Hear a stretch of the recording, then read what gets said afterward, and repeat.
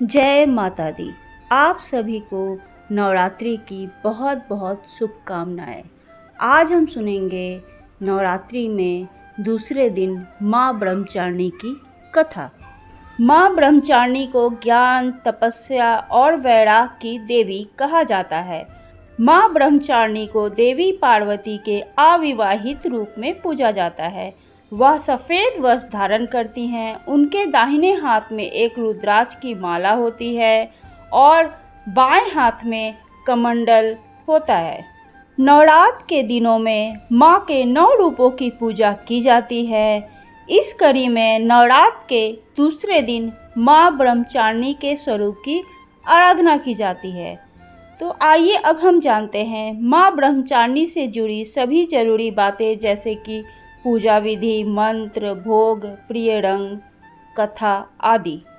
माँ ब्रह्मचारिणी माता रानी का दूसरा स्वरूप है।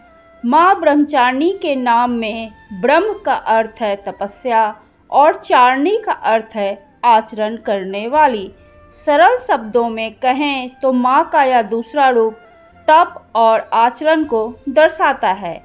भगवान शिव से विवाह के लिए अखंड प्रतिज्ञा और कठोर तप के नियमों में बंधित होने के कारण इनका नाम ब्रह्मचारिणी पड़ा।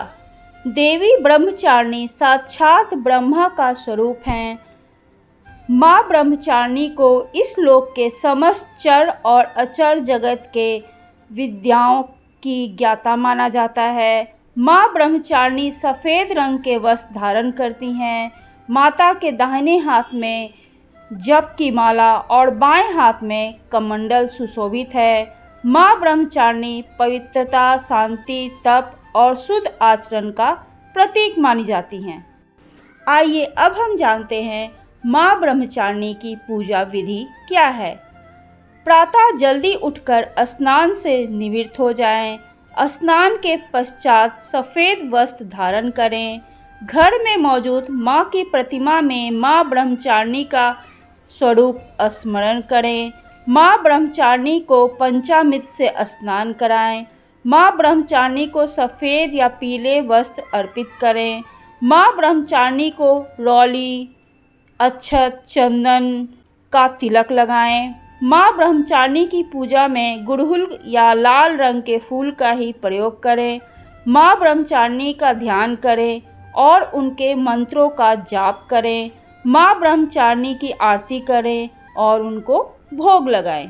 माँ ब्रह्मचारिणी को चीनी अर्थात शक्कर का भोग अत्यंत प्रिय है। इसके अतिरिक्त आप किसी भी सफ़ेद खाद्य पदार्थ का भोग लगा सकते हैं। मान्यता है कि माँ ब्रह्मचारिणी को शक्कर का भोग लगाने से आयु में वृद्धि का वरदान मिलता है। आइए अब हम सुनते हैं माँ ब्रह्मचारिणी की पावन कथा। पूर्व जन्म में इस देवी ने हिमालय के घर पुत्री रूप में जन्म लिया था और नारद जी के उपदेश से भगवान शंकर को पति रूप में प्राप्त करने के लिए घोर तपस्या की थी। इस कठिन तपस्या के कारण ही इन्हें ब्रह्मचारिणी नाम से अभिहित किया गया। 1000 वर्ष तक इन्होंने केवल फल फूल खाकर बिताए और 100 वर्षों तक केवल जमीन पर रहकर शाक पर निर्वाह किया।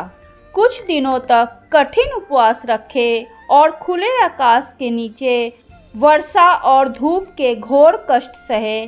3000 वर्षों तक टूटे हुए बेलपत्र खाए और भगवान शंकर की आराधना करते रहें। इसके बाद तो उन्होंने सूखे बेलपत्र खाना भी छोड़ दिया। कई हजार वर्षों तक निर्जला और निराहार रहकर तपस्या करती रही। पत्तों को खाना छोड़ देने के कारण ही इनका नाम अपर्णा पड़ा। कठिन तपस्या के कारण देवी का शरीर एकदम क्षीण हो गया।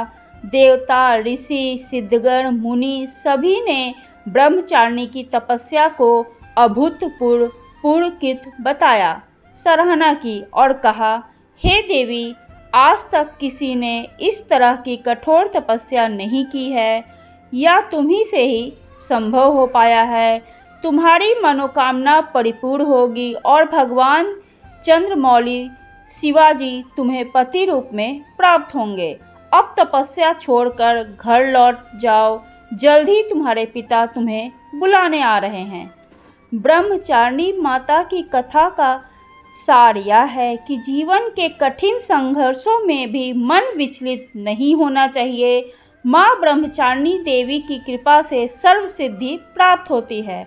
दुर्गा पूजा के दूसरे दिन ब्रह्मचारिणी देवी के इसी स्वरूप की उपासना की जाती है। या देवी सर्वभूतेषु माँ ब्रह्मचारिणी रूपेण संस्थिता नमस्तस्तै नमस्तस्तै नमस्तस्तै नमो नमः। तो यह थी नवरात्रि के दूसरे दिन के माँ ब्रह्मचारिणी की कथा। आपको ये कहानी कैसी लगी प्लीज़ मुझे कमेंट करके ज़रूर बताइएगा, और ऐसी ही धार्मिक और रोचक कहानियों को सुनने के लिए प्लीज़ आप मेरे चैनल को लाइक कीजिए, सब्सक्राइब कीजिए और शेयर कीजिए। जय माता दी।